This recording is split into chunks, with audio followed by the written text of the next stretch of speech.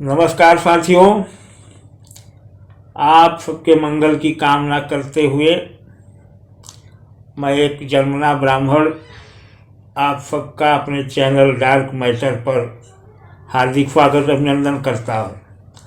साथियों, जैसा कि पहले के वीडियो में मैं बता चुका हूँ कि वर्तमान सामाजिक वर्गीकरण के अनुसार मैं भी जन्मना ब्राह्मण हूँ और न तो मुझे इस पर गर्व है और न ही शर्म है।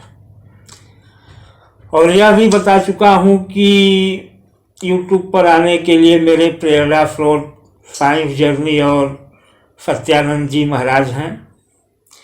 चूँकि मैं कभी भी कर्मकांडी व कट्टर नहीं रहा, तो जाति संप्रदाय मेरे लिए बहुत मायने कभी नहीं रहे।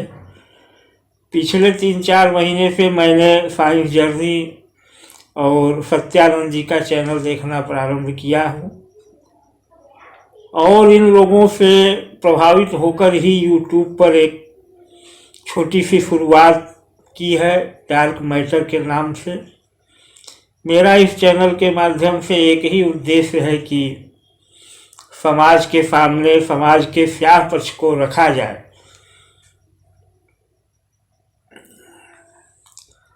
मैं पहले भी तर्कशील था और साइंस जर्नी जैसे चैनलों को देखकर मेरी तर्कशीलता में वृद्धि ही हुई।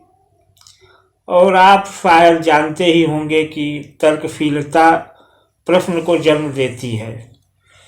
तो साइंस जर्नी के तर्कों साक्ष्यों को देखकर सुनकर मेरे मन में भी कुछ प्रश्न उठ रहे हैं, जिन्हें मैं आप सबके समक्ष रखने का दुस्साहस कर रहा हूँ। मैं जानता हूँ साइंस जर्नी जैसे बड़े चैनल तक मेरी आवाज़ शायद ही पहुँचे, पर अगर आप सब दर्शक चाहेंगे तो मेरी आवाज़ ज़रूर पहुँचेगी और मेरे प्रश्नों का उत्तर भी शायद मिल पाएगा। मेरे इन प्रश्नों का उद्देश्य केवल और केवल अपना वो आप सबका ज्ञानवर्धन है, अन्यथा कुछ नहीं।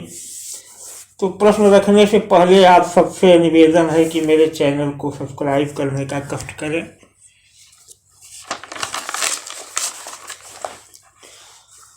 अब आते हैं प्रश्नों पर। साइंस जर्नी सर जी आप सभी जातियों का इतिहास बताते हैं, परंतु मुझे आज तक एक भी वीडियो नहीं मिला जिसमें ब्राह्मणों, क्षत्रियों और वैश्यों का इतिहास बताया गया हो। आज की तारीख में ब्राह्मणों को विदेशी बताने का एक बड़ा वैचारिक अभियान चल रहा है। तो क्या आप भी मानते हैं कि ब्राह्मण विदेशी हैं? अगर ब्राह्मण विदेशी हैं तो क्षत्रिय वैश्य क्या हैं? और ये ब्राह्मण मूलतः किस देश के हैं? भारत में कब आए, कैसे आए? पहला प्रश्न मेरा यह है। दूसरा प्रश्न है, आप कई वीडियो में बता चुके हैं कि बुद्ध भारत के ज्ञात प्रमाणिक इतिहास में बुद्ध ही अब तक मिले हैं। इसे यह वर्ण व्यवस्था कब शुरू हुई?